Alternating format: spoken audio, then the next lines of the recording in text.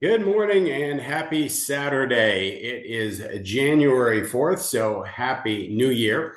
We're going to continue our study of Dr. Joe Dispenza's book, Breaking the Habit of Being Yourself. We're on to chapter 5, Survival versus Creation. So again, this is a study session. So I'm going to be doing this with you. We're going to be going through this together, and we're going to determine whether or not the things that Dr. Joe says are true or not true between our own two ears, and whether or not we want to apply some of these principles to our daily lives. So in chapter 5, Dr. Joe highlights a critical distinction that defines how we approach life, the difference between survival and creation.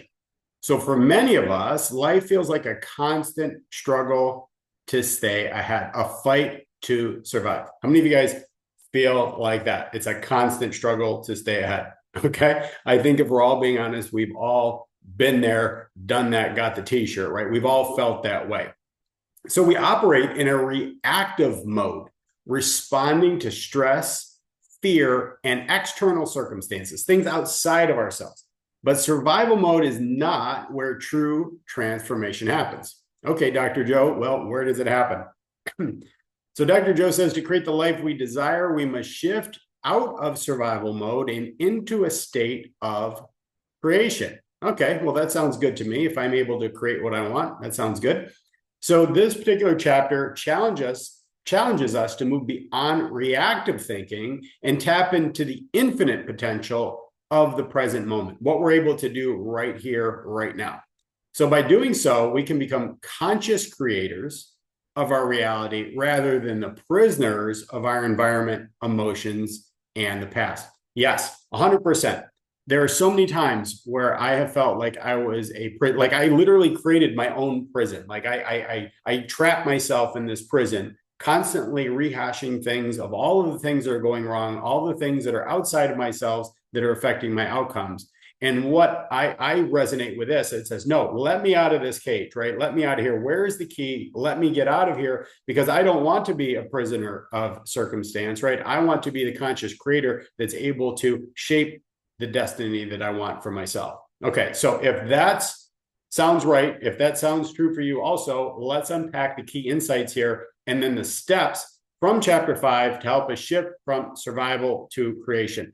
By the way, you can watch or listen to these full study sessions on Spotify.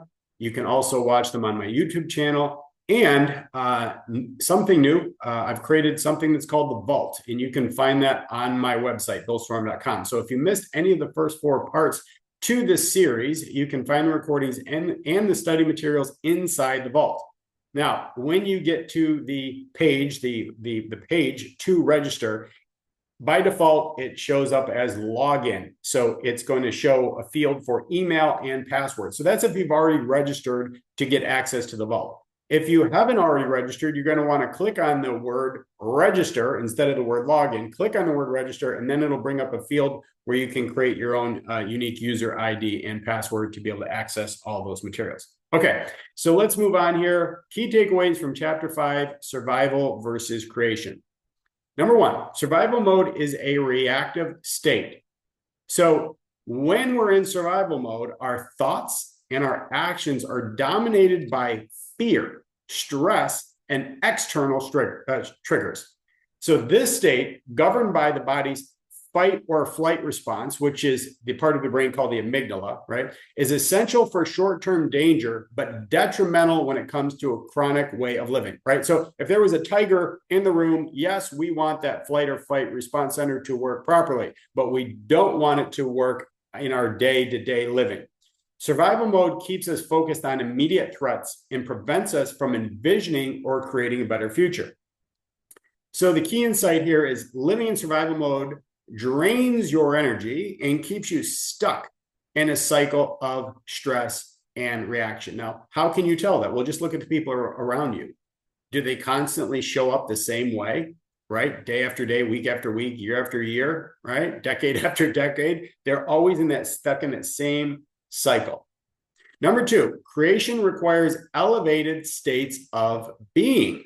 So in contrast, the state of creation arises when you shift from reacting to external conditions to intentionally shaping your inner world.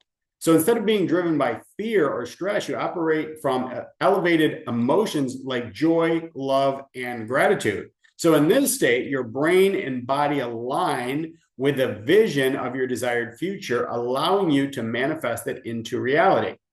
So the key insight here is creation happens when you live intentionally, focusing on possibilities rather than the problems. See, so what happens is you have this battle going on constantly between your conscious mind and your subconscious mind. And the reason we don't get anywhere is because consciously we're thinking, yes, I want this. This is what I desire. But my subconscious mind is saying, no, that's not really possible. Why does it do that? Well, it's because of the limiting beliefs, patterns, and habits that you developed over the years, and you may not even be aware of those things. So there's this constant battle going back and forth and back and forth and back and forth like a tug of war. And what we need to do is we need to be able to align our conscious thoughts with our subconscious beliefs. And then once we have that happen, now we are in creator mode and we can make things happen. Number 3. Survival and creation use different parts of the brain. So in survival mode, the brain's primitive regions, such as the amygdala, dominate.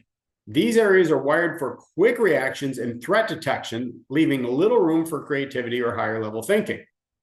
In creation mode, though, however, the brain's prefrontal cortex, responsible for planning, vision, and innovation, takes charge. Matter of fact, I was just watching a podcast by Dr. Andrew Huberman, and he was talking about the prefrontal cortex and how you're able to tap into that during meditation. So I thought that was kind of interesting. So the key insight here is to shift from survival to creation, you must calm your stress responses. So get out of your amygdala, okay? If you can imagine that, if you can picture that, you must calm your stress responses and activate the creative centers of your brain. So if you can get out of the amygdala and you can get into the prefrontal cortex through meditation or prayer or something like that, now you start to get into the space where you can create the kind of future that you're looking for. Number 4, energy flows where attention goes. Okay, Tony Robbins, same thing. I say this all the time. Where attention goes, energy flows, and results always show. If you're not getting a particular result in your life, it's because you're not putting enough energy there. You're not putting enough attention there, and that's why you're not getting the outcome. So here, Dr. Joe emphasizes that whatever you focus on expands.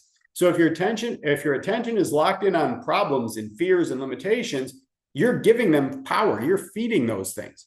So shifting your focus to the life you want to create allows your energy to flow toward opportunities and solutions. So the key insight here, by redirecting your attention, you can reclaim your energy and channel it into conscious creation, right? You're going to direct your energy where you want it to go. You can either have it go towards the life you want or towards the life that you don't want. The choice is yours. Action steps to shift from survival to creation. Number 1, recognize when you're in survival mode. The first step is awareness. Pay attention to your thoughts, to your emotions and physical sensations. Are you feeling anxious, reactive, or stuck in negative loops? These are signs that you're operating in survival mode. Action. Set aside 5 minutes at the end of each day to reflect. Did I spend most of my day reacting to problems or intentionally creating solutions?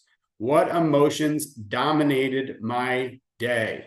Okay, this is pretty simple exercise. All it's asking you to do is to be aware of where your mind went that day. And there's no judgment on it. It's just getting to know yourself. So you know where your mind is going, where your thoughts are going.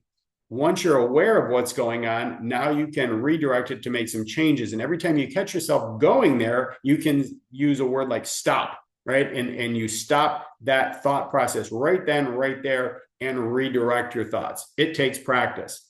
Number 2, practice gratitude to elevate your emotional states.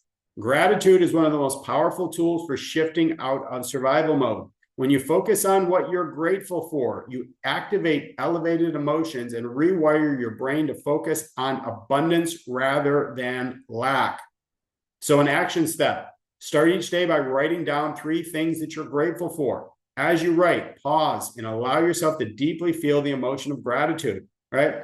There are so many things in our lives that we can complain about, but there are an equal amount, if not a greater amount of things that we can be grateful for. And again, where you put your attention, where your attention goes, where you put your, or sorry, where energy flows, and where you put your attention, that's going to expand. So the more you focus and focus in on gratitude, you're going to expand that in your life.